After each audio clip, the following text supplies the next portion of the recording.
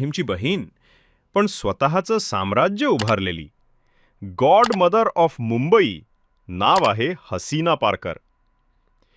हसीना पारकरचा जन्म 1959 मध्ये डोंगरी मुंबईत झाला.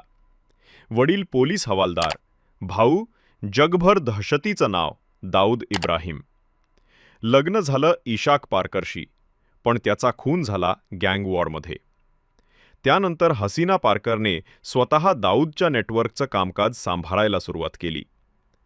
नागपडाची गॉडमदर म्हणून तिचा दबदबा होता. प्रॉपर्टी, रिअल इस्टेट, हफ्ता वसुली सगळं तिच्या नियंत्रणाखाली. मुंबई पोलिसांच्या नोंदीनुसार तिच्यावर 88 पेक्षा जास्त केस दाखल होत्या.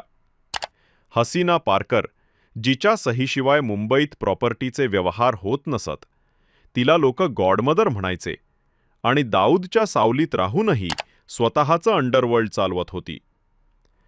2014 मध्ये तिचं निधन झालं, हार्ट अटॅकमुळे.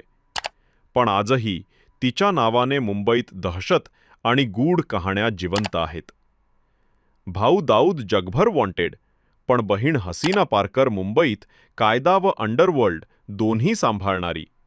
ही होती गॉडमदरची खरी कहाणी.